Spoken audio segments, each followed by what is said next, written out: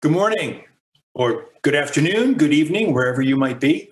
I'd like to welcome everyone to today's event, the Nexus of Climate Change, Fragility, and Peacebuilding. My name is Joe Hewitt, and I'm the Vice President for Policy, Learning, and Strategy at the United States Institute of Peace.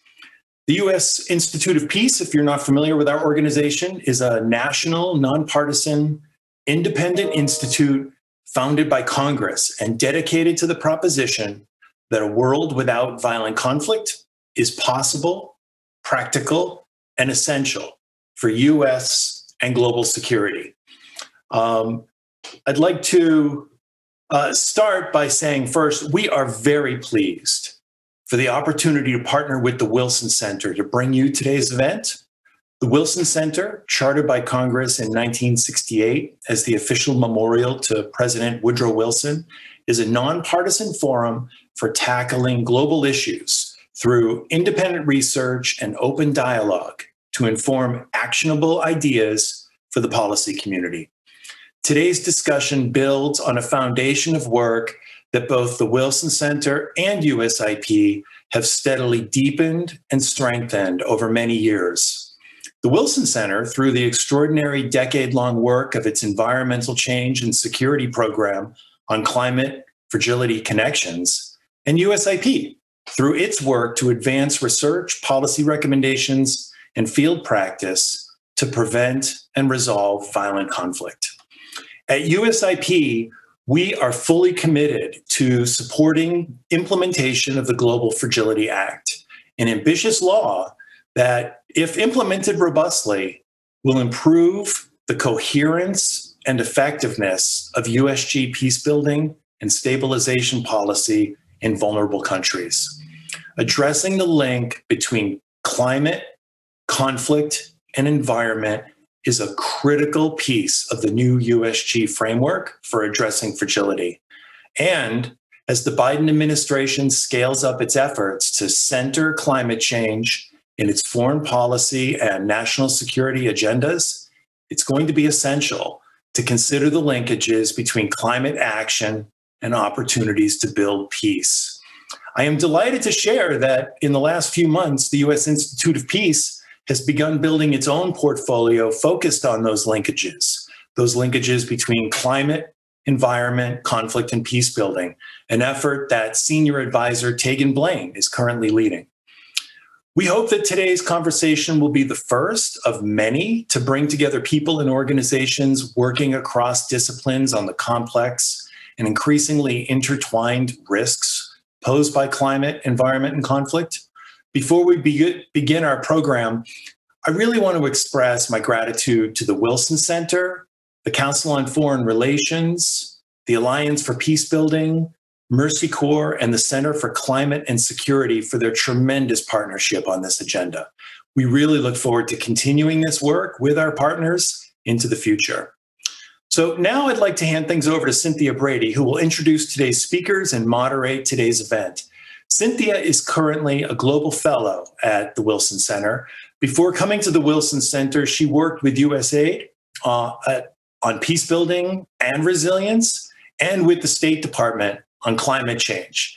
In fact, while we were both at USAID, she and I worked closely together to develop some of the agency's first analytic tools on climate, fragility, and peacebuilding. That work, my God, 10 years ago, helped us learn a lot about what we worked on, what worked, what didn't work, and what was really needed to help the development field move forward on these issues. So today's conversation will be another really important step in that continued learning process. And so with that, let's now turn to Cynthia. Cynthia, over to you. Thanks very much, Joe. Good morning, everyone. It's a real pleasure to be here with you today. As you know, with Earth Day just over a week away and a new U.S. administration that is energetically undertaking a very ambitious climate agenda, it really feels like we're on the precipice of something. Environmental change is on everyone's radar. The huge attendance at this virtual event this morning indicates just how many of us around the world are interested and I think excited about the possibilities. There are very real opportunities on the horizon for the Biden administration and for all of us here today to innovate on our own and in support of the new administration. To that end, today we are going to focus on how to build better bridges between the realms of climate, fragility, and peace building. It's definitely time to take action, and today we hope to walk away with some clear advice and recommendations resulting from the conversation with the experts. Interdisciplinary thinking, adaptation, and creativity will be the hallmarks of how we get this done, which means we have to lean across some non-traditional lines of thinking and operating in order to work together in new ways. We are very fortunate to have the perspectives of the 4 panelists joining us today. Together, they are honestly an absolute powerhouse of knowledge and experience. And together, they're an example of how we can harness sectoral policy expertise and field expertise to work together more effectively across different communities of practice and also across different organizational mandates. I will introduce you to our awesome panelists in just a minute. But first, I wanted to say a few quick words about framing for today's conversation. The Biden administration has made climate change central to its foreign policy and its national security agenda. This is clearly a welcome and a critical step. But there's a component of that agenda that so far remains pretty glaringly unaddressed, and that's peace building. Not just conflict risk avoidance, but true peace building. Many of the countries around the world that are most affected by fragility and conflict are the same places where we face the steepest climate-related challenges. Well, that's a daunting reality. There's also an opportunity there, and one we cannot afford to miss by staying in technical silos of work. We should be seeking opportunities to explicitly integrate attention to climate change into the peace-building agenda at the same time that we are elevating attention to peace-building priorities into the climate agenda. These are not separate agendas in the real world where countries can be affected simultaneously by climate change, conflict, famines, pandemics, on and on. Clearly, the vulnerabilities are mutually reinforcing, and some of the solutions may be mutually reinforcing as well. I think it helps to put ourselves into a systems thinking mindset. Imagine risk and opportunity pathways that are intersecting.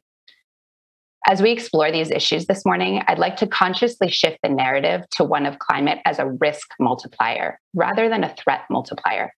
We want to move beyond framing climate as a traditional security issue. We should be thinking about the ways in which climate affects social, political, and economic factors like social cohesion, livelihood security, governance, and resilience. Framing the conversation less around causality and more around potential risk pathways also highlights that both climate change and fragility are actually dynamic systems. They can interact with and influence one another, and it's not always in expected ways. There's never going to be a simple policy solution to these complex types of challenges, but understanding the specific risk pathways between things like fragility and climate, for example, resource competition, food insecurity, extreme weather events, livelihood insecurity, and migration, and the unintended effects of climate policies and programs, helps us think about how to better integrate different areas of our engagement and to figure out where the best opportunities might lie to reduce vulnerability and also to shore up resilience in the face of a range of shocks and stresses that may occur in a particular country context. Ensuring that we're always trying to understand the local context of conflict and fragility is an essential component of that picture. The ability of institutions of governance to manage these political, economic, and social processes can impact whether a population becomes more or less vulnerable to the risks of climate that it faces. We know from early efforts to integrate climate change and peace-building outcomes, which the panelists are going to share with us today, that well-designed climate action can foster collaboration and serve to promote peace. And strategic investments in peace building can absolutely yield improved climate resilience. But it's not going to happen without mindful intervention. It won't happen without bringing development, diplomacy, defense, and intelligence perspectives to the table together. And it won't happen if we don't diagnose problems more holistically and develop policy and programming solutions that are more comprehensive and integrated. It won't happen if we don't actually invest in a shared peace building and climate resilience agenda. So let's get to it. Let me introduce our speakers this morning. I'll start with Dina Esposito. Dina is the Vice President for Technical Leadership at Mercy Corps, where she oversees a large team of subject matter experts, including a team working on resilience, peace building, and climate change. Prior to joining Mercy Corps at USAID, Dina served as the Director for Food for Peace and the Acting Deputy Assistant Administrator for the Bureau for Democracy, Conflict, and Humanitarian Assistance. Dina has well over 25 years of experience working on all of these issues: humanitarian assistance, food security, post-conflict reconstruction. She's worked for state and aid. She's worked in Ethiopia and Kenya, where she focused on peace building and governance. And very relevant for today, Mercy Corps co-leads with the Alliance for Peacebuilding, the GFA coalition that worked for passage of the law and advocates for its implementation. Our next absolutely amazing panelist is Alice Hill. Alice is a senior fellow for climate policy at the Council on Foreign Relations. She previously served as special assistant to President Obama and senior director for resilience at the National Security Council staff. Earlier in her career, she was a judge and a prosecutor in Los Angeles, California. Alice has published extensively and co-authored the book, Building a Resilient Tomorrow, Preparing for the Coming Climate Disruption. And I commend to all of you all of Alice's publications. The next panelist, Liz Hume. Liz is the acting president and CEO at the Alliance for Peacebuilding. She's a conflict expert with more than 20 years of experience, and she has extensive experience in policy and advocacy. She has overseen enormous and complex peacebuilding programs in conflict-affected and fragile states spanning from Asia to Eastern Europe and Africa. Prior to joining the Alliance for Peacebuilding, Liz held a number of positions inside and outside of the US government, and both in the United States as well as overseas. And it's been under Liz's leadership that AFP has been a leader of the GFA coalition with Mercy Corps.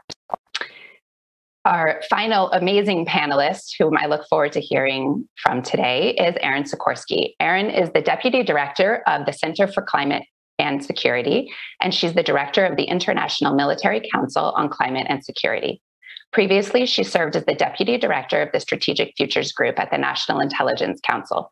She co-authored the Quadrennial Global Trends Report and led the U.S. intelligence community's environmental and climate security analysis. She's also the founding chair of the Climate Security Advisory Council. Thank you deeply to all of our panelists for being willing to join us today. Each one of you has just an absolutely incredible amount of experience working on these issues from lots of different perspectives. And I know that today we're going to have a really helpful conversation about integrating some of that work across these shared spaces. I'm going to begin the conversation today with a series of directed questions for each panelist. And then we'll have an opportunity for the panel to engage with one another in a more fluid discussion around these issues. I'll be sure to reserve some time at the end of this session for questions and answers from the audience. So please feel free to chat your questions at any point in the discussion in the chat box below this video. It would be very helpful if you would indicate your name and title and affiliation with your submitted question. I'm going to move my screen around so I can see everybody well. All right, so let's jump into this conversation. My dear friend Liz, who, I'm going to just start with you, Liz. I'm hoping that you can help us get a sense of the peace building, the fragility space, and we'll talk about the GFA also. The Global Fragility Act, I think, is on everyone's mind, but I would also like to hear from you about kind of the larger peace building space. So let me start with a specific question for you. What are some of the key issues that you think are influencing the conflict and peace building community of practice today? And as we think about integrating climate change into the peace building agenda and peace building into the climate agenda, what do you see as some of the critical priorities in the coming months? And where do you see some of the greatest opportunities? Over to you. Okay. Well, I want to start by saying thank you to Cynthia, because I think, I'm not sure everybody knows this, but Cynthia from the early 2000s has been working in the US government and pushing this agenda, sometimes single-handedly. And she really is one of the foremost experts on this issue. So we can't thank you enough, Cynthia, for all your amazing work as well. But I want to start and go back to kind of get us on the same page. And one of the things you said, Cynthia, is that, we talk about climate change as a threat multiplier. Let's get out of that space and talk more about, how to solve the problem.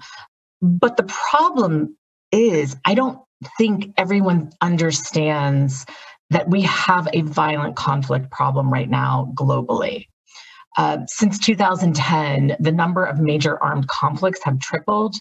And just to give you kind of a sense of what this is, in 2019 alone, one barometer counted 196 violent conflicts, 38 of them either full-scale or limited wars. And we know once a country experiences violent conflict, it's highly to erupt again. In 2020, nearly 168 million people needed humanitarian assistance and protection. That's 1 out of 45 people. We know there's more than 80 million people who have been forcibly displaced globally, and we haven't seen these figures since World War II. So war is development in reverse, we know that, but we also know right now we're in the midst of a global pandemic. And what AFP has been saying is this is stabilization in reverse. And in mid-2020, a study found that the pandemic's devastating impacts could plunge 13 more countries into conflict through 2022, which is a 56% increase compared to pre-COVID forecasts. And this report predicted that an additional 35 countries would experience instability between 2020 and 2022. And this is more than any other point in the past 30 years. It's not just a health crisis. We're seeing backsliding in democracy. Violent extremists are taking advantage of it. But this is our new baseline now. So this is where we're starting from. And to make matters worse, climate change. We know it's a threat multiplier for conflict-affected and fragile states. But there's articles out there and research out there that, people are still skeptical about this. So, we do still have to make the case and the point that we know climate change is a threat multiplier. It is impacting conflicts. It is making them worse. And we also have data that shows, for example, that the Darfur conflict is considered the first entirely climate change-driven conflict. So we do have some of that data, but we still have people that are not sure about that. So what do we know? We know the World Bank estimates that the effects of climate change could push an additional 100 million people below the poverty line. We know that there are clashes over land, natural resources, access to critical services caused by the effects of climate change, and it is exacerbating existing social, economic, and environmental tensions in fragile and conflict-affected states. And I think one of the scariest things is that some of the studies show that just, a half a degree Celsius, another degree temperature change is associated with, will be associated with 10 to 20% heightened risk of deadly conflict. So, when we were thinking about the Global Fragility Act, this is going back into 2015, we were saying we have a conflict problem and what we are doing is not working. Our foreign assistance, our diplomacy is not working. And so what do we need to do about that? We need to change the way that we're working. The peacebuilding field, though, has its own issues. We have not done a great job at evaluating our work quantitatively, of not publishing our work, of not sharing our work. We're not great sharers. And so that has had a significant impact in pushing our field forward and, in a sense, really being taken seriously. I mean, some people argue that we're still not even a field. So I think that's a really important point. And then the rise of these armed conflicts puts these fragile countries in this vicious cycle. As crucial climate change adaptation goals, they become impossible to achieve. It's just trapped in this cycle. So what do we know from before? We know that President Obama's Global Climate Action, which was first adopted in 2013, it proposed this reduction in carbon dioxide emissions, preserving forests. We know that President Trump canceled this on day one of his presidency. And fortunately, President Biden has really committed to fully integrate this climate change into U.S. foreign policy and our national security strategies. But as Cynthia has rightly said, these are great words on a paper, but what do they mean in practice? And what that really means is we have to elevate our climate offices, both at USAID and state, and have it be a critical piece of our NSC strategies. Having former Secretary of State John Kerry serve as the special presidential envoy on climate, this is huge because this is the highest ranking position that has been devoted to this issue. But our knowledge, our technical assistance has been decimated within the U.S. government, especially over the last 4 years. That has to be incredibly and very fast rebuilt. We were very pleased to see that the president's skinny budget that was just released had a $2.5 billion increase for international climate programs and $690 million for climate mitigation and adaptation. But what's one of the biggest issues we have? We have siloed programs. And the peacebuilding field has not done a great job, again, in integrating our work throughout other sectors. And pre-COVID, we sat down and we talked to, we looked at DRC and Ebola and said, what did we do wrong? Well, how did we not integrate better into the system, the peacebuilding field? And what we were told is we make our work at a PhD level. We're constantly beating up on other sectors and telling them when they've done something wrong, but we don't actually tell them how to do it and how do we integrate. So one of the key pieces of the GFA that we worked really hard to get in is requiring this integration of humanitarian prevention and development programs. Call it the triple nexus, call it, there's different terms out there. Whatever it is, we have to do it. So if they're, climate programs, for example, they don't just cause harm, but they're also, can promote conflict prevention and stability. So this is really, I think, the critical point in terms of how we are going to integrate climate change. It's going to require a couple of things. This increased focus on climate mitigation and adaptation to address climate change's threat as a threat multiplier. The three big polluters, the US, India, and China, are not going to reduce our emissions in the next 10 years. We know it's going to get worse before it can possibly get better. We're going to see increased in food insecurity, severe droughts, floods, waterborne diseases. And we need to understand how do we mitigate and adapt those. Again, working with the peacebuilding field and the climate change programs. We have to incorporate a risk-reducing conflict prevention programs to ensure these climatic hazards do not exacerbate violent conflict, going back to the data we talked about. And again, the most important piece is, for once and for all, we have to integrate conflict, governance, humanitarian programs, peace building, to really look at risk, but also adaptation, because we know climate change is coming and we do know it is acting as a threat multiplier.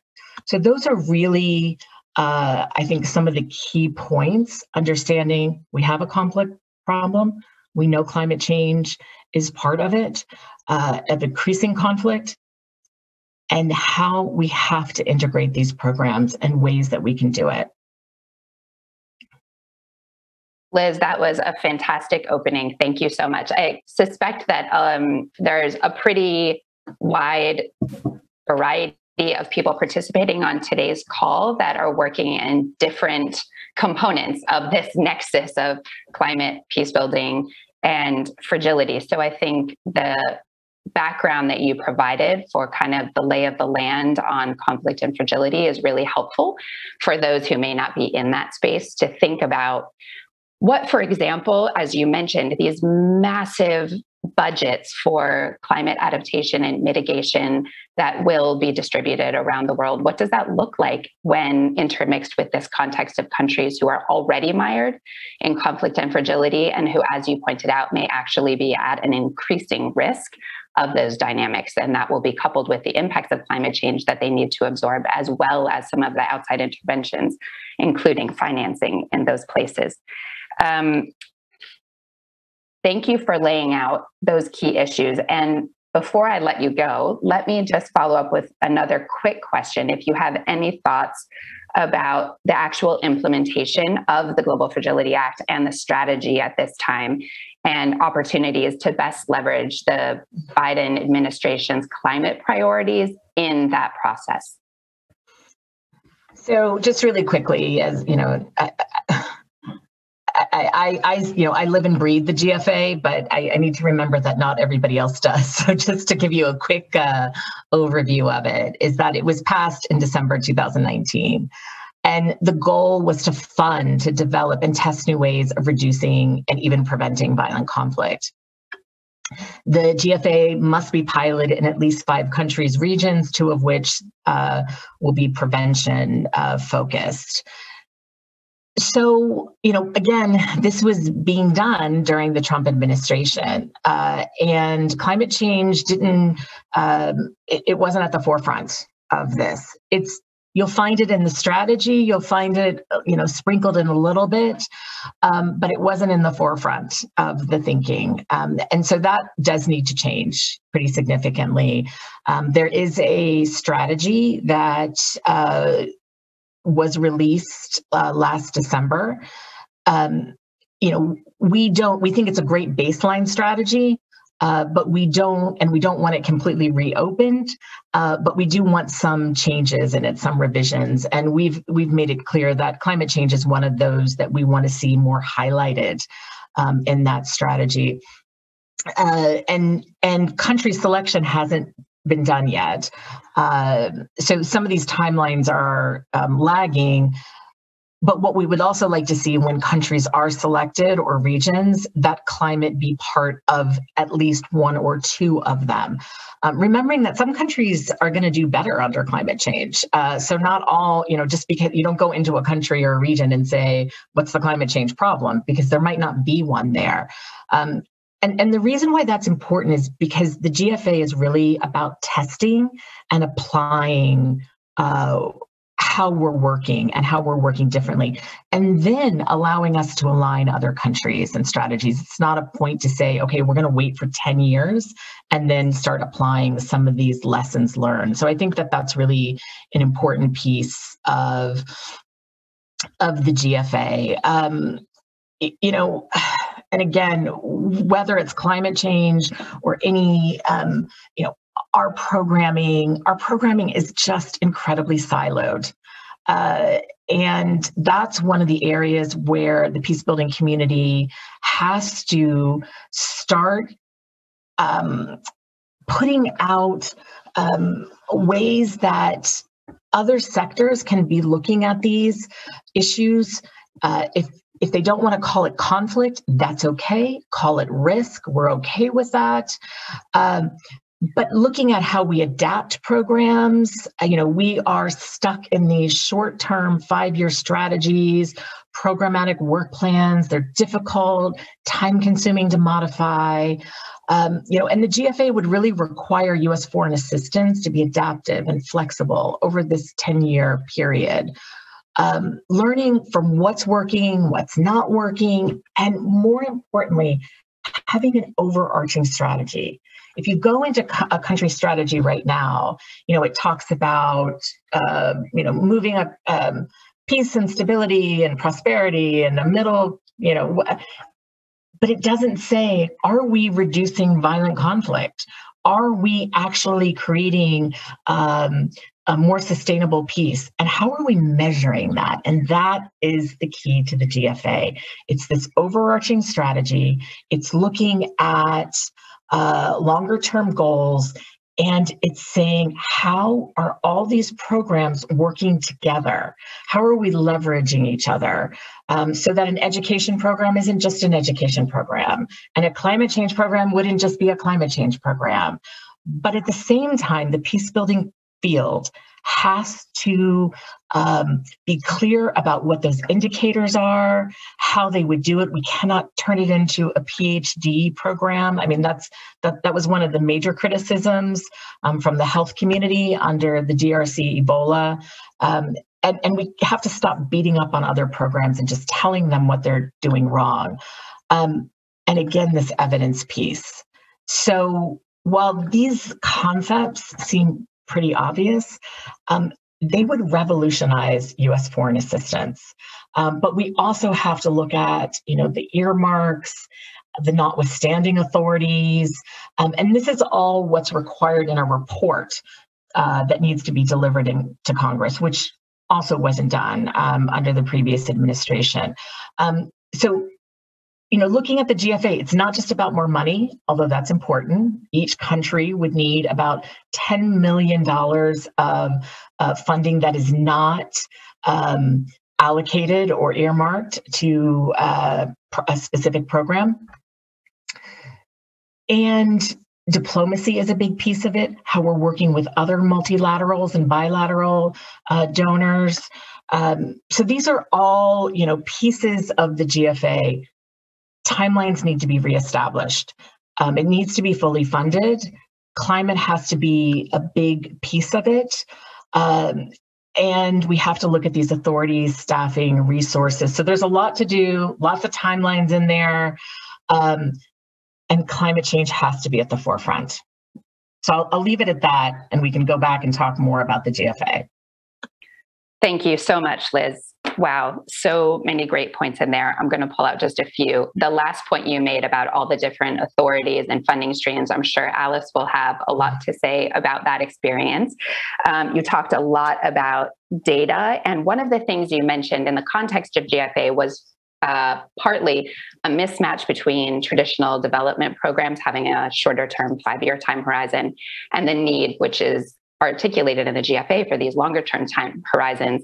I suspect that Aaron is going to have quite a bit to say about how that actually translates into the world of data management, trend forecasting, managing two entirely different, not only programming cycles, but data approaches. And the world of climate change and the world of conflict and fragility are not neatly matched up when you try to find the variables and indicators and data points to put together and try to look at a problem more holistically. And you mentioned one other thing in there that will lead very nicely into our next panelist, Dina's world, which is that we constantly struggle with the siloing of programming, right? And it's within the communities of practice writ large, not just in the world of programming, but also in policy. And I know that Dina has worked in a variety of different organizations, as well as a number of these different operational spaces, and will probably have a lot to share with us, and hopefully some suggestions as well as we look at blending climate change and peace building more effectively about how to get beyond those silos and how to make some changes operationally and on the process side as well. So Liz, thank you very much for all of those great opening thoughts and all of the markers you laid down for us to discuss later in the conversation. I'm going to move now over to Dina. And in terms of getting beyond siloed programming and moving towards integrated programming, Mercy Corps has done absolutely groundbreaking analytical and field work at the nexus of peacebuilding, climate, and environment. There are not a lot of organizations like Mercy Corps that have that experience and have taken that approach. So we're very lucky to have the benefit of Dina's experience here. Dina, could you talk to us a little bit about what you and Mercy Corps have learned, and not only the lessons from Mercy Corps, but maybe also blending your experience with USAID and state and in the field where you were working on some of these issues very directly? And what do you think is most critical to move the integration of climate and peace building forward as you look back on some of that experience? Thanks, Cynthia. Thank you to USIP and the Woodrow Wilson Center as well for hosting this conversation and inviting me and Mercy Corps to be part of it. And also just a real shout out to Liz as our partner in crime on the Global Fragility Act Coalition. It's been a tremendous group of some 65 organizations that have really been pushing hard for the passage of this legislation, which, as she mentioned, was passed with big bipartisan support, which was really welcome back in 2019. Mercy Corps, for those of you who don't know, is an organization, nonprofit, that works in some 40 countries, many of them that are characterized by fragility and crisis. So think places like Syria and Yemen, Ethiopia, Somalia, South Sudan, for example, Nigeria. We do have a very large peace building portfolio. I think we have some 50 programs ongoing now around the world, but we are fundamentally an organization that works across these silos, as you say, humanitarian peace and development. We think that gives us a really unique vantage point and an opportunity to integrate approaches in ways that not only meet immediate needs, but also begins to assess, understand, and respond to some of these underlying systemic issues that really perpetuate the conflict and fragility in the first place. So we do this by connecting all of our programs through this resilience lens, Cynthia, that you mentioned. We think of resilience, it can get a little wonky, but in a simple term, strengthening capacities of people and systems to cope and adapt to the shocks and stresses, the various risks that define fragile contexts. So ultimately, they can continue on their development journey and secure a better future.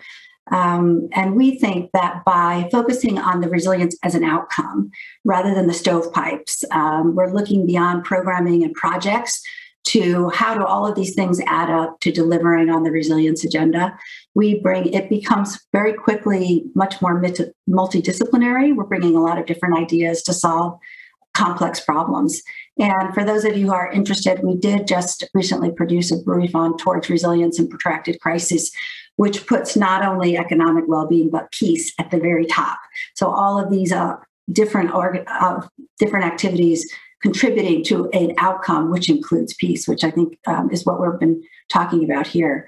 But that's how we've come to look at the climate conflicts nexus, which is something we've explored in what we call strategic resilience assessments, in our programming and our research. And what do we hear when we engage communities in some of the world's most fragile contexts?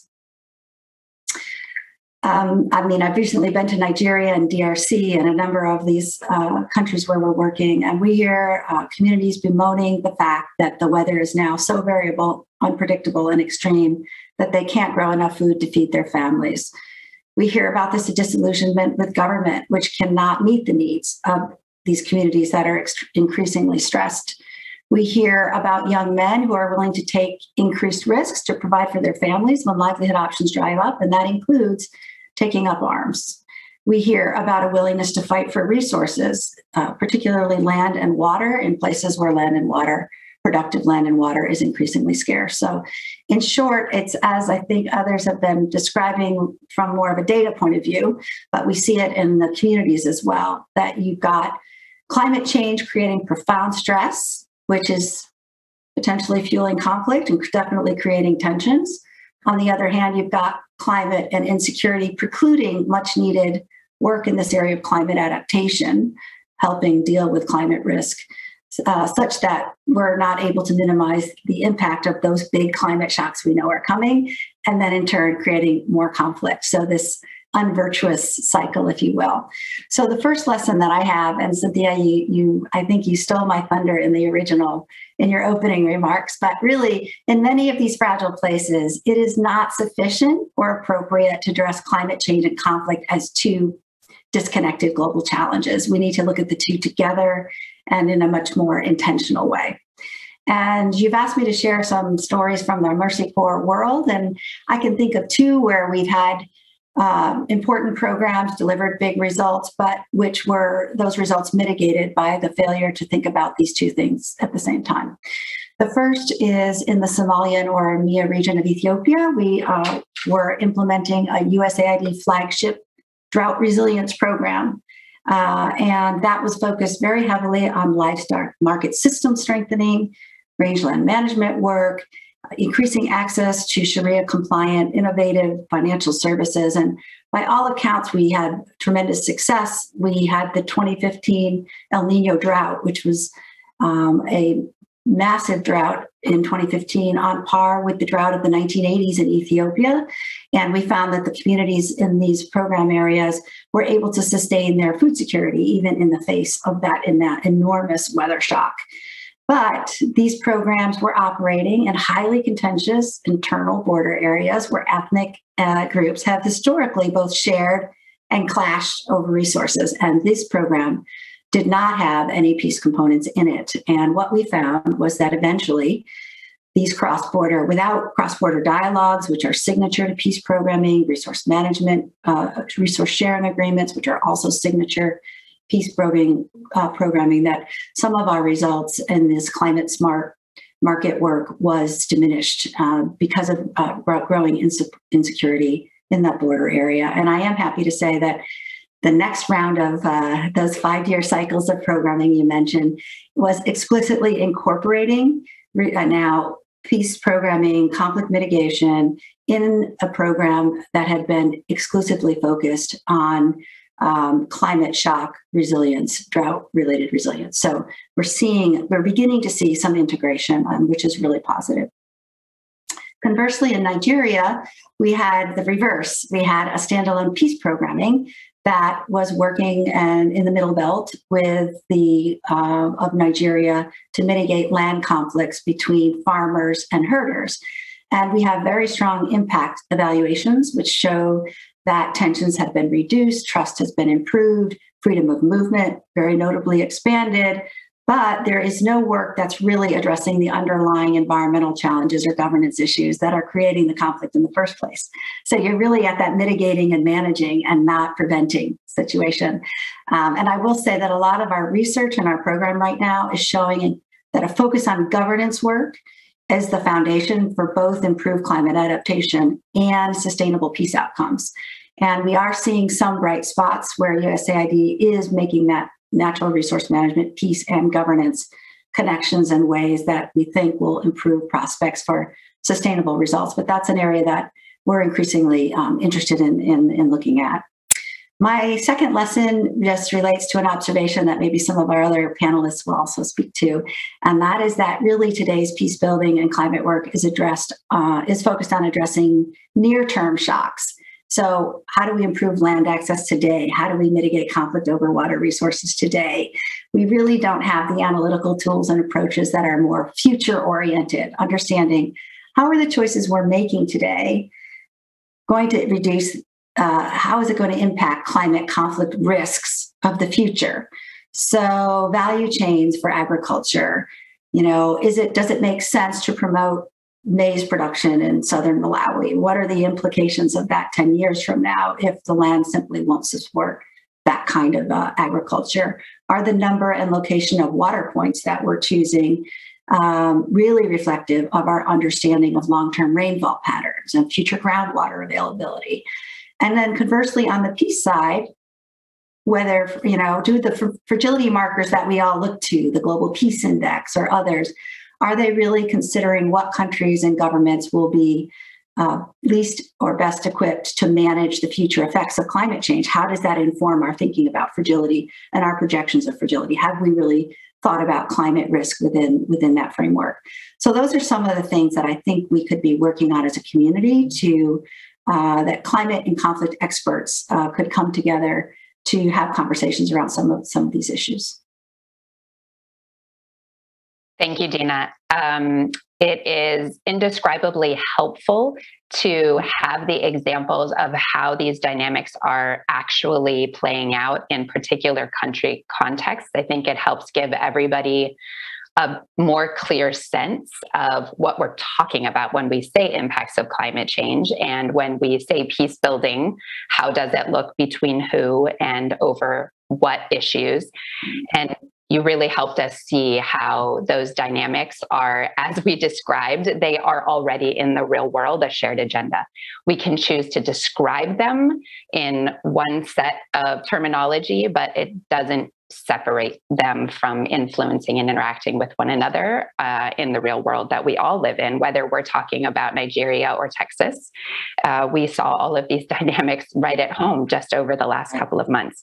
I want to highlight two particular bullet points that you said that I wouldn't want us all to lose. And you said at the very beginning to think about resilience as an outcome. And I think that the work you were describing of Mercy Corps on the ground really drives that point home.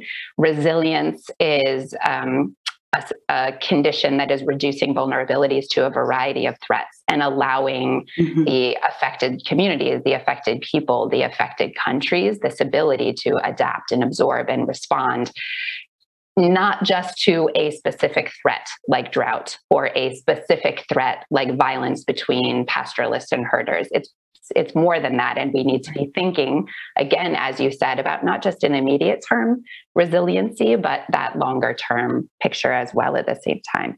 The second thing that you said, and I know Liz Hume says all the time, and I suspect the other two would reiterate, is governance, governance, governance. Can't get around it.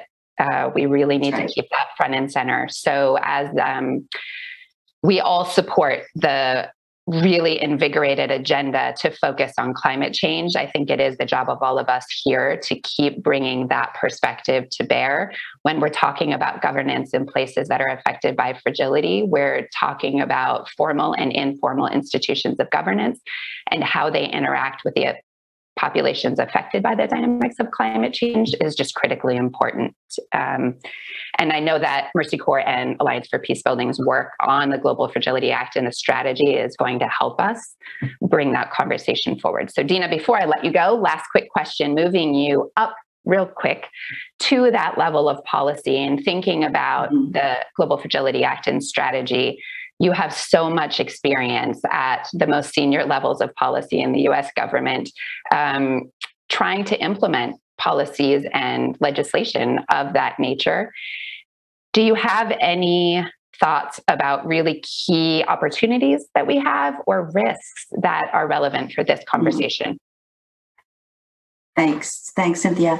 Well, I think as Liz has already said, the Global Fragility Act in itself is a huge opportunity, right? It comes at a time when it's never been more urgently needed, at a time when the president has laid out a climate agenda, when Samantha Power has called for a focus on fragility, on democratic backsliding and conflict. So it provides a new set of tools that the administration can really harness for its full agenda. So I think that's super exciting. I think that the other thing I like about that I see as an opportunity is this whole of government approach in the Global Fragility Act. We do spend a lot of time at Mercy Corps talking about getting out of silos and looking at the outcomes that you can get if you better integrate relief, development, and peace programming for a shared outcome of resilience, looking at whatever manner of risk is in that environment that would preclude us from reaching that and trying to address it. But fundamentally, if we don't harness the diplomatic engine and the security assistance to have a mutually reinforcing agenda, there's not a technocratic solution to peace. And so I do think that that's a huge contribution of the law and a real opportunity for the Biden administration to think about how do we get that right. So I'm really looking forward to that, how this unfolds.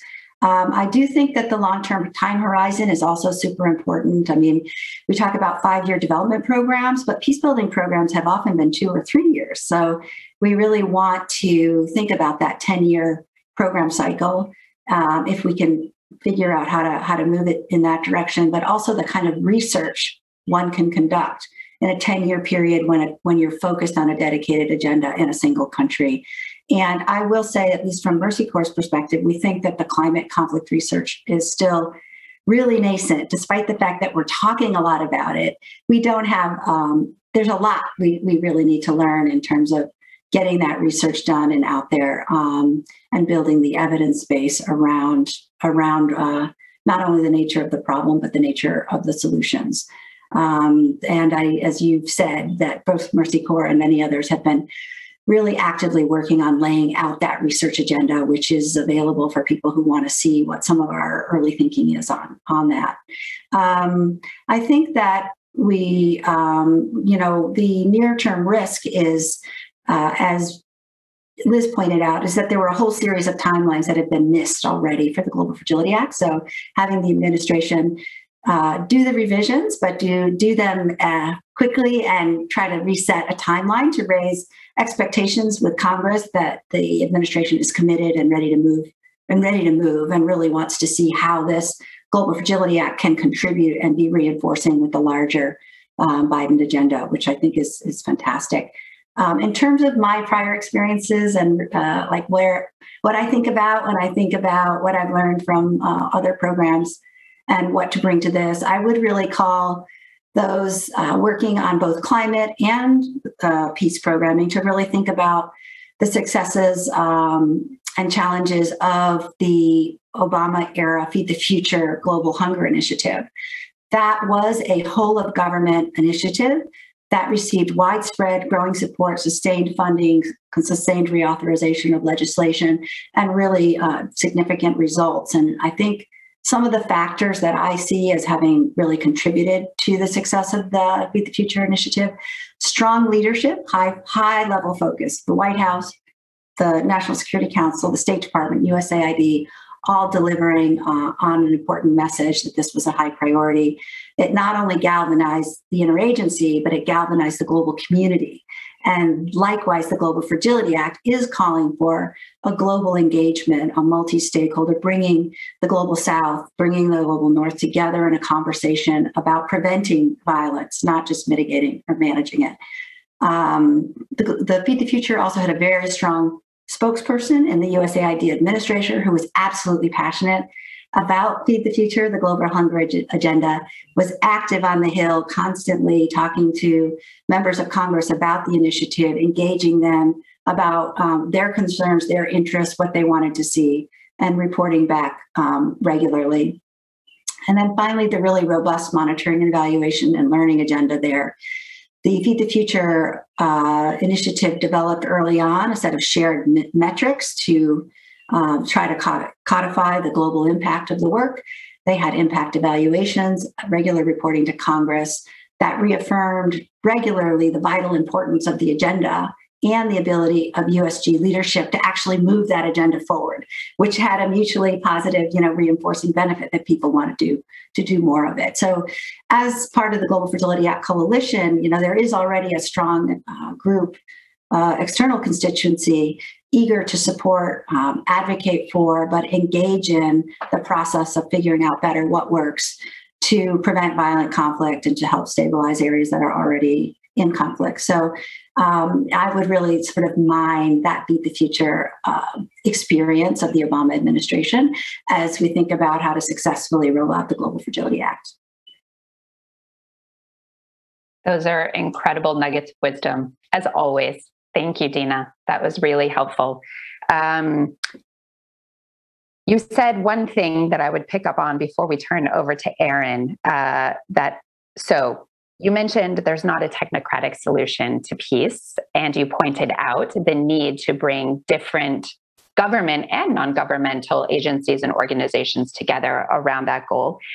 Aaron has spent a lot of her career getting different organizational voices around a table together to find shared meaning around the information that they all need to be able to take back to their respective organizational spaces and then apply. Dina, you also mentioned that from where you sit, the climate and conflict research is still extremely nascent. Aaron has been as deep into that space as just about anybody else, so I look forward to hearing her perspective on that and maybe what could be better brought out of the spaces in which she's been working and maybe brought into other spaces, for example, in which Mercy Corps has been working. So thank you again to Dina. And let me turn over to Erin with a question. Given your extensive work on trend forecasting and developing the analytics and tools that help us better integrate our work across the climate and security spaces, where do you see the most important opportunities and risks right now? Sure. Thanks, Cynthia. It's really nice to be here. And it's nice to be out of the intelligence community where we just talk about problems a lot and actually talk about solutions with this panel of smart women today. So, I have 4 opportunities I would highlight in this space, and some of them have already been touched on, so I'll keep it a little brief. But the first opportunity, and this one is perhaps self-evident, is obviously the new leadership that you all have talked about. We've gone 180 from where we were with the Trump administration, and you're seeing this leadership not just in the White House, though, but also from the Secretary of Defense, up in New York, from Ambassador Linda Thomas Greenfield. Just last week, the United States joined the Friends of Climate and Security at the UN. So you really see it across the whole of government. You see it in the executive order and the budget request. This is all great. It's necessary, but I'd say it's not, as Liz have already touched on. So what are the other opportunities? How do you take this leadership and turn it into something in this peace building and climate space? I think the second opportunity, again, is something you mentioned, Cynthia, is that we're in a moment where folks are asking new and better analytic questions, I think, around the links between climate and conflict and climate and fragility. We're not just asking this question, is it a climate conflict? Is that the thing that's driving the conflict? That's the wrong question, as you said, Cynthia. But instead, we're looking, how do climate effects shape conflict and instability, fragility, and prospects for peace building? And I like to think of it as layers, right? How do you add this climate change lens and layer onto conflict and onto fragile states to better understand the drivers? And I think the new Global Trends report, actually from the National Intelligence Council, which just came out last week, sets this up really nicely. It names climate and environment issues as a structural force, right, that will be shaping the landscape over the next 10 to 20 years. The climate sets the parameters, I think, for everything in countries around the globe. And I think here it's useful to look at an example. I mean, Dina gave some great ones from their work on the ground, but I've been thinking a lot about Ethiopia lately, actually. I've got a lot of experience in East Africa. And I was chatting with someone last week and they were saying, well, there's no climate link to the conflict there. That's driven by ethnic and political issues, right?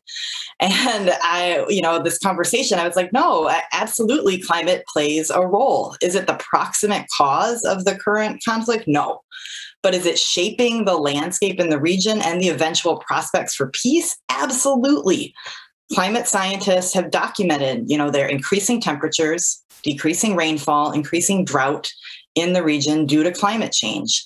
The vast majority of the population relies on rain-fed agriculture. You've got low resilience and adaptive capacity, high sensitivity to shocks and variations, which is a key component of what we see from climate change, is that variability. You can't rely on past practices anymore for what's coming in the future.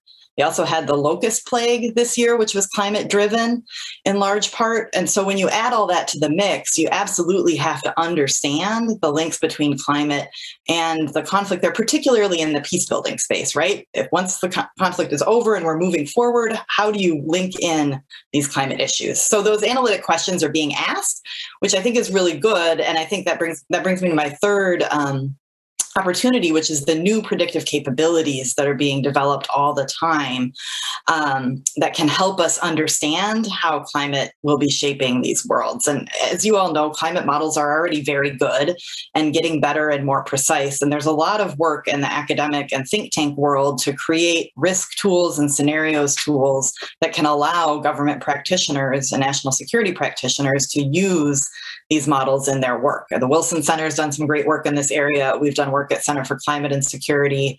There's a couple of European think tanks, the Hague Center for Strategic Studies and Adelphi in Germany, that are building really robust models and tools to help policymakers understand the links. Which brings me to my fourth opportunity, which is these tools are all great, but you have to put them into policy, you have to put them into practice, right? And you need people within government that can understand and use them.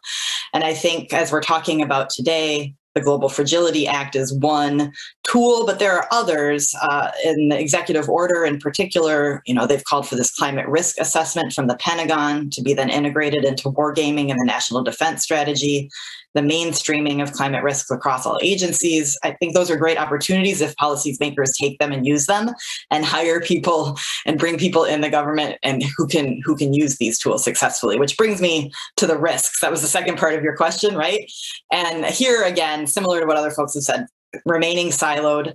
I would say not just siloed in the functional areas though, but siloed from regional and country policies as well. And I saw this all the time in the intelligence community where the climate folks were over here and the people doing the analysis on the Middle East say were over here. And they didn't necessarily talk, and you didn't have people on those Middle East teams that understood peace building and conflict or climate risks. So those two things need to be brought together. Also, another risk is remaining under-resourced, as others have talked about.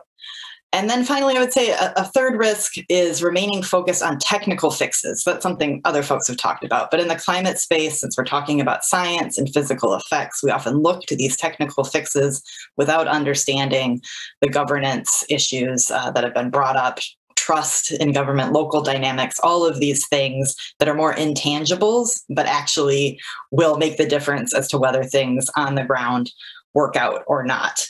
And the last thing then I'll say on this too, sorry, one more thing is that I want to make sure that when we frame these issues as security risks, we don't just see then military solutions. I think that's another place here, especially it's great to have Secretary Austin and the Defense Department so focused on this issue, but we need to remember all of these other tools of government that we have on these issues. And just because it's a security risk, it doesn't mean that it's the military is the one that holds the solution. Oh, Erin, every time I hear you talk, I am enamored. You just took what was such an incredibly complex problem set and articulated it in a way that is completely understandable and accessible. And you do that every time. It's amazing. Thank you. I want to highlight a couple of things that you just said too, before I follow up with another question.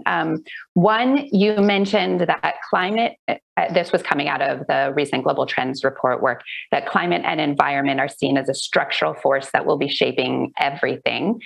Because we are so focused on climate today, I wanted to pick that up for the benefit of everyone listening and remind us all that we are quite interested in environment, not just climate. And in Liz's remarks and Dina's remarks, we've already heard the specific dimensions of that. We're talking about land tenure and property rights. We're talking about livelihoods related to fisheries or to other specific natural resource-based sectors. These things are not all climate specific by any stretch of the imagination. So that was a really helpful thing to just bring into our vocabulary for today. You talked about sensitivity to shocks and variability and the reality of this governance question, right? To the extent that institutions can and cannot deal with variability, to the extent that the systems in which people live and work can adapt to variability, those things are so prescient with respect to climate change and the dynamics of change that it is introducing into these systems. Great point for us to keep a hold on. The last point you just mentioned as well, when we talk about security, we need to be cautious not to militarize the answers to that. I think Liz and Dina also spoke to this point, and hopefully I did in the outset as well. I think it helps when we talk about national security, or even just security, to keep tagging on and human security, to remind us of all of those other dimensions of both the challenge, but then also the windows of opportunity for how you might be able to get at solutions, right? They don't live in one lane. And that's a very helpful framing point for us to keep in mind. So here's another question for you. What you talked about the improvement in some of our analytical questions and some of our analytical tools as well. in your view, what are actually some of the best data or tools that we have at our disposal in the climate community of practice that might be able to helpfully inform, for example, the implementation of the global fragility strategy? Or is there something specific that's really missing that you think would be necessary to help improve the cross-integration of these things in a space like that policy space? Sure. It's a good question, and I don't want to oversell the predictive capabilities, right? Some of the challenges that Liz and Dina laid out, the timeline horizon and the precision in local regions is still a challenge. But like I said, it's getting better all the time. And if you'll let me be a little nerdy for a minute, I think, when you look at machine learning and big data capabilities, there's actually a lot of really exciting developments that are allowing some of these tools to become more precise. And I also think this is an area where the private sector is really ahead of government. And when you look at some of the risk work that insurance companies are doing now, I think we need to look to that and figure out how we bring that to government. But there's a couple examples that I'm excited about in terms of the modeling. One is what's called large ensemble assessments, where they're doing multiple runs of the same climate model using slightly different starting point conditions. And doing this allows scientists to better predict the potential regional climate. In some cases, it's still really large due to natural climate variability, so it's not particularly useful. But in other places, it's becoming narrower, and these large ensemble assessments, because of big data capabilities, you can do that. There's also a new generation high-resolution convection permitting models. Sorry for the jargon, but this allows you to get more granular to include convection events, which are related to extreme weather. These models are already used in weather forecasting, but now increases in supercomputing power means they're becoming more affordable for long-term climate projections. And there was actually a great article in Carbon Brief yesterday about this. I'm excited about these because they're allowing more precision and more regional specificity. But I think the more important question is the one we just talked about. How do you get these models and data into the hands of those who can use it for planning? And how do you get those people to understand and be able to use these? That's the missing step in government. There's a couple opportunities from Congress in the past few years. They've passed in the Defense Authorization Bill, this Climate Security Advisory Council, which I led before I left government, which was meant to link the intelligence community with climate scientists within government to make sure they were sharing information and trading best practices. There's also the creation of a new climate workshop at the national academies, which is supposed to do something similar. That's just getting off the ground. Of course, Congress passed these provisions without any funding behind them. So I think that's a challenge to make them really work. But I think if we can leverage tools like this, and I know Alice is going to talk about the workforce issues. I know this is one of her main concerns. But you need scientific literacy within the national security community and figuring out how to best integrate and use these tools, because they're out there and they're getting better. But we need to bring them in to the bureaucracy. Thank you, Erin. And I have no doubt that you just introduced a whole bunch of ideas that there were a lot of people scrambling to write down that they had never heard of before. Thank you.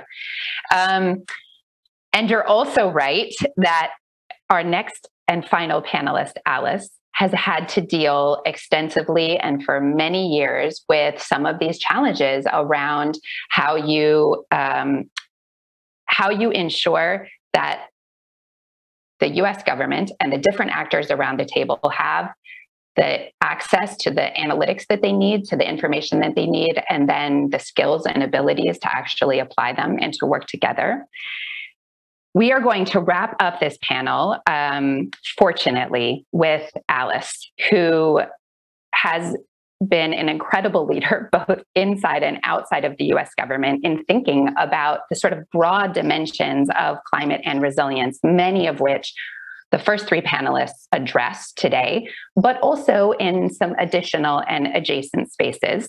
Alice, you have done a lot of work specifically on security risks, consequences, and responses associated with climate change, which again moves us, I think, into a really nice complementary space from where Liz and Dina otherwise sit.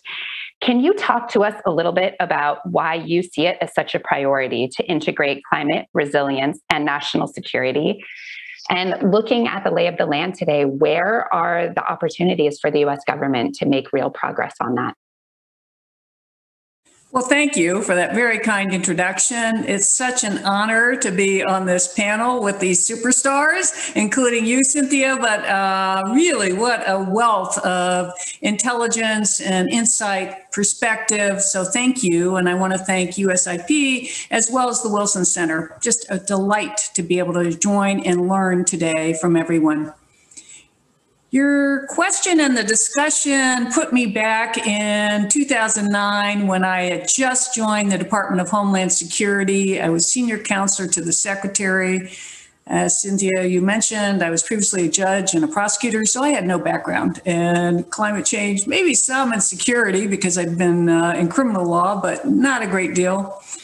I received an assignment that I'm confident no one else at the Department of Homeland Security wanted. It was to create the first adaptation plan for the department, as was ordered by President Obama in one of his early executive orders.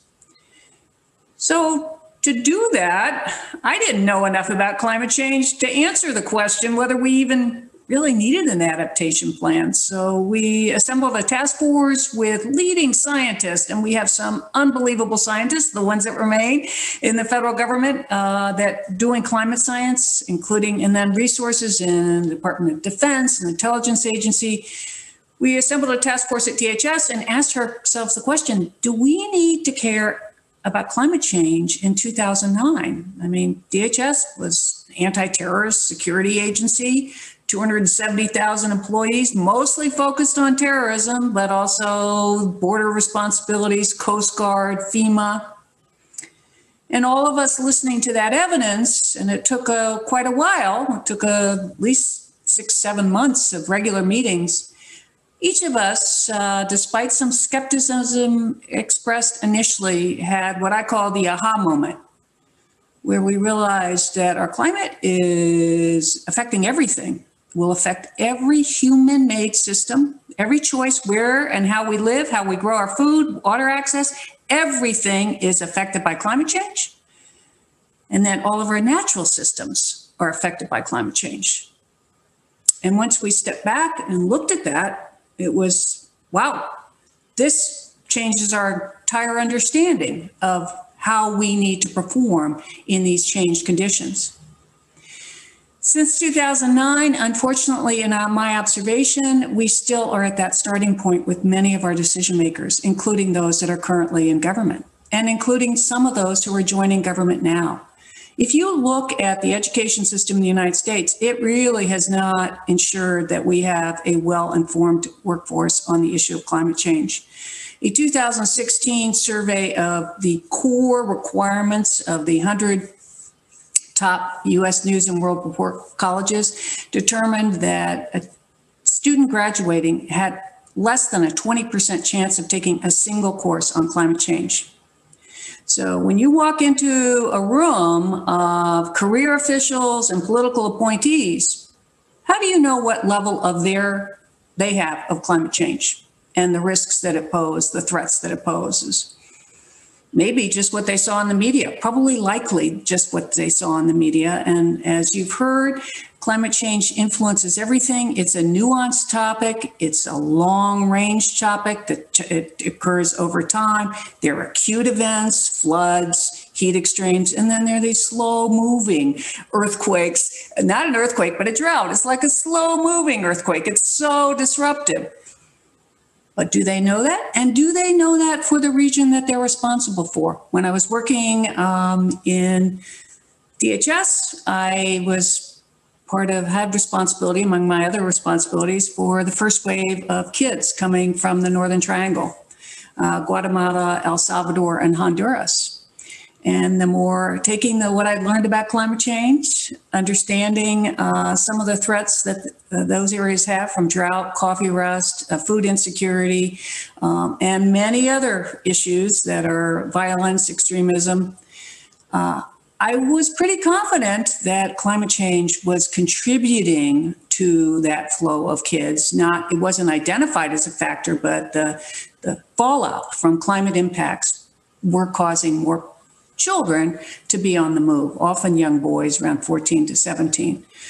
And now here we are again, and we've had that area suffer 2 back-to-back hurricanes. We know hurricanes are becoming stronger, bigger, and we're seeing huge flows again. And we need to get to understanding how do we help these countries better withstand and build resilience. But we need to make sure that the decision makers really understand what's at stake. And I'm not sure we can have entire confidence on that yet. So that would be my very first call out for all of us and we should create common scenarios against which the federal government is planning for itself, including in President Biden's he did a similar executive order to what President Obama did, requiring all agencies to plan for climate change. But that just gets those agencies resilient. It really doesn't get to the heart of the issue is how do we have a resilient globe? How do we have a resilient country? And to do that, we need the whole of government approach, and we need to make sure that we have a national resilience strategy that will feed into conflict issues in our international work and domestic issues here. We're still a ways away from that, and I think the reason is that we still don't have uniform understanding of what's at stake. So we need to start at the beginning, in my opinion. Oh boy, start at the beginning. Alice, thank you very much for that perspective. And I wanted to follow up with a question that's specific to your experience, which you just referenced, at your experience at the NSC and the new executive order on climate change, which includes a reinstatement of the executive order on climate and national security, which you spearheaded the process of developing that under the last administration. And I know that that was not easy to get done. And I am quite sure that you have a lot of lessons for the current administration on what could be done better and differently to support the USG agencies and the partners of those USG agencies, and to really help them coordinate better across the communities of practice in the way that they will need to do to support the implementation of the Global Fragility Strategy. Could you just help us understand any lessons about the sort of process side of that you would pass on to the current administration, and maybe some risks that you see as well? Well, thank you. And I was honored to lead the development of the National Security and Climate Change Executive Order under President Obama. And that order actually was not something that the National Security Advisor said you must do. It really grew out of concern among those working on climate change that decision-making for regions was not reflecting what we knew was ahead with climate change. And this was brought home by that groundbreaking work by Caitlin Wirral and Frank Fumia on Syria, as well as others, that we have a 1,200-year drought, which causes thousands of young men to migrate to cities. There isn't work available, unrest follows, and there were many other contributing factors, including mismanagement of water resources by the government. But we saw that a migration of about 5 million people, how challenging that was for European allies. And then wondering, why aren't we focusing on these issues? And in discussions with the intelligence community, it came back, there isn't a demand for those kind of requests. No one's asking us to do this kind of work on climate change, which again reflected, in my opinion, a lack of understanding of what was at stake. and among policymakers. And then the analysts are performing, doing analysis at the request of the policymakers ultimately. So there were gaps. So we attempted to work through that and develop the gaps. I guess the couple of things I learned on that. The first meeting we had among the interagency, the crossed arms and the body language, everybody leaning back. We don't need any order on national security and climate change. So we worked through that. We ran our exercises of trying to have them understand and think through each of these agencies. What do these impacts mean for you going forward over time? We got the 20 agencies that signed off on it to reach unanimity. So that's working through the education process, just getting people familiar with what's at stake. And you have to have them believing that this really matters before they're going to move forward. That's just, and for an executive order like this, you need to have unanimity. You can't have one agency like State Department or Defense saying, we don't need this. This isn't going to work for us. We got to unanimity, and here's just a small footnote. I'm working it up the chain higher up above me, and I get back a request. We'd like you to run this IPCC or the DPC, which is the Deputy Principals Committee again, because we did it and we had paper returns. Everybody said, we love it. We're fine with it. There was skepticism. Really? People are signing off on this thing? So we ran it again. Again, everybody said, yes, we're ready to go. We want this.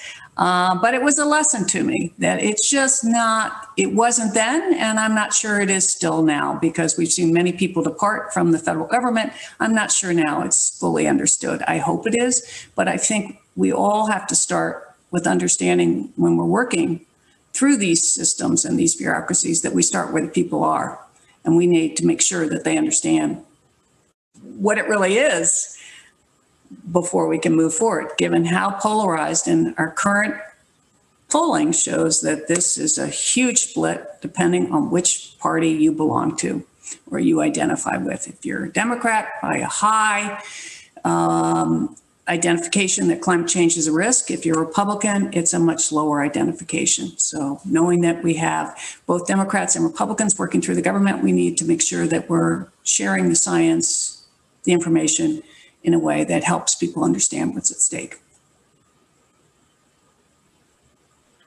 Yeah, thanks, Alice. I think developing that shared narrative to help actors among different agencies even conceptualize the same version of the problem is a really important place to start. And unfortunately, I think, we already need that to have happened. We need that to be done because this administration is already pushing for the now what, how, right? We all at the top have agreed what the challenges look like. And as we've discussed today, that's a really multidimensional nature of risk pathways and how they intersect. And now the government needs to move. It needs to start addressing those things.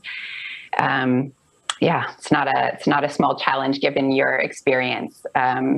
So thank you to all of you. Let me first ask, unfortunately, this Zoom format is just not ideal for cultivating conversational dynamics.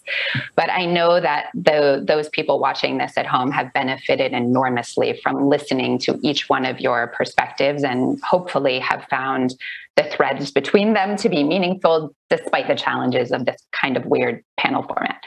So let me first ask whether, having listened to one another, there is anything that one of you wanted to jump in on and highlight or further elaborate or make your own point related to. Let me just give you a minute of space if there was anything that you were all sort of chomping at the bit at home to be able to contribute to. Floor is open for anyone who might have one of those. And if not, that's okay too.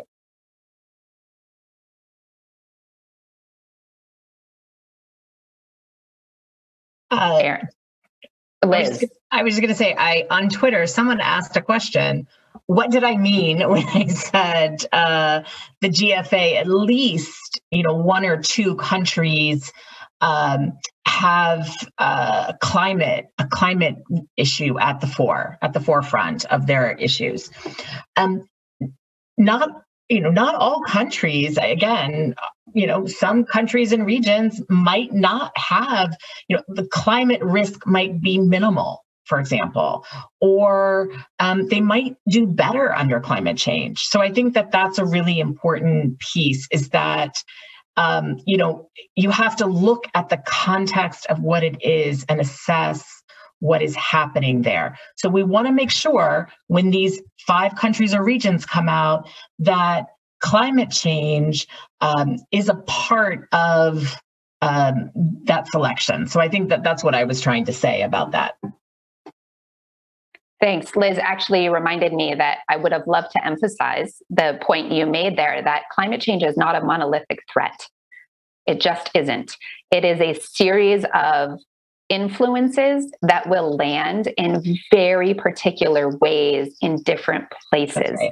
And the impact of those things are also highly dependent on the circumstances in the place where that impact lands. Drought does not have a universal impact on people and societies, right? It's context dependent.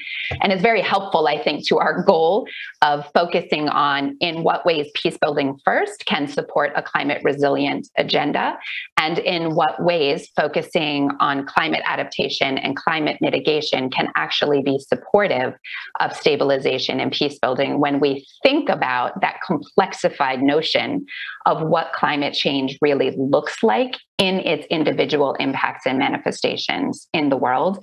And exactly as you rightly said, they are not universally negative. It can open the impacts themselves can open up opportunities, for example, to collaborate around shared water resources that may not have been as required. Not that that's a good or a bad, right? It's just an objective reality that can manifest itself in different directions. So thank you for sharing that.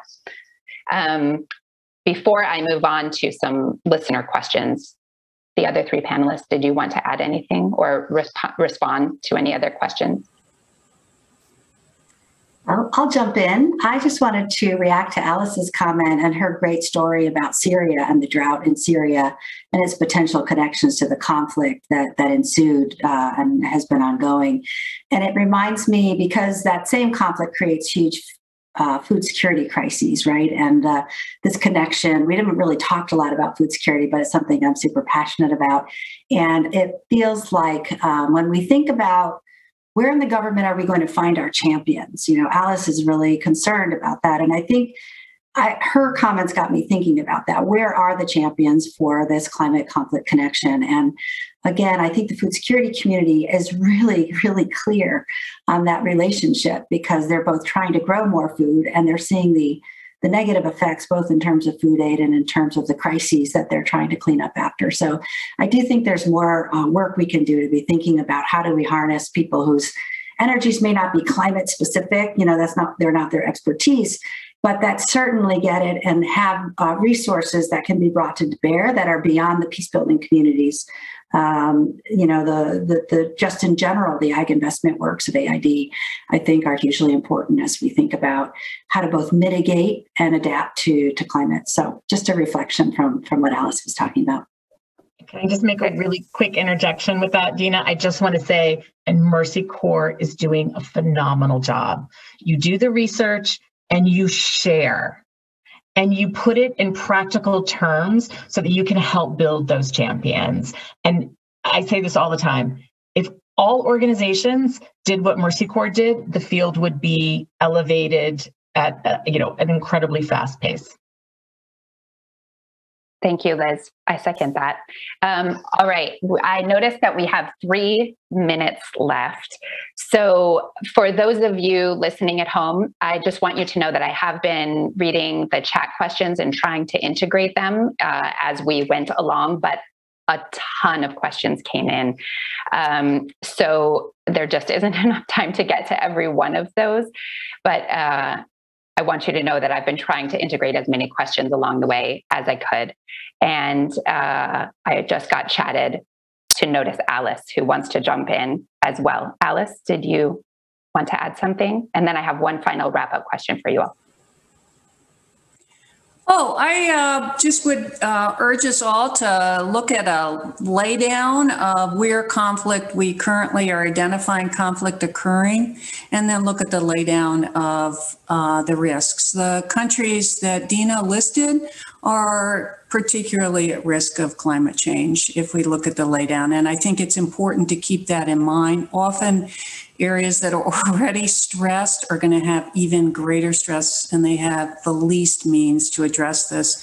And particularly after the pandemic, the debt loads that some of these countries have taken on is going to make it nearly impossible for them to adapt to climate change in a meaningful way, which will exacerbate, I believe, existing tensions that are there. So it's just important for us to understand because I think many of the countries suffering conflict now will suffer negative effects from it's much smaller percentage. Canada and Russia will have probably some positive impacts, but for many others, the fisheries are moving. They're seeing their resources in the tropical countries diminish, and heat will be a killer worldwide. So really important to get lay down the scenario analysis for each of those countries. Great point. Thank you, Alice. So, dear panelists, we are at the end of our hour and a half, and I know that we, along with those watching from home who are sending in some amazing questions, would really love to have more time with all of you. And truly, there was so much interest expressed in joining today's event that it tells me how much interest there is moving forward in working on these issues together, inside, outside of the government context. I think lots of people were tuning in to hear your recommendations, and I know that lots of people watching this have a lot of other great insight to add. So I hope that this will be the first of an ongoing conversation about this topic. I am deeply, profoundly grateful to each one of you for your work in this field. I have had the true honor of working with each one of you for a lot of years now, and I know how valuable your work and your own personal contributions to moving the work forward are. I appreciate you. And I want to thank you all for joining us today for really a very thoughtful conversation about a very complex set of issues. And I want to let everyone know that the recording of today's event will be available on both the USIP and the Wilson Center event page in the next day or so, along with a summary of today's event that will be available on the Wilson Center blog, The New Security Beat. So please go check there. And I would like to thank everybody for tuning in and being with us today. And I look forward to working together with all of you to ensure that climate change and peace building have a future of improved integration and impact. Thank you to all of our panelists. Thank you so much.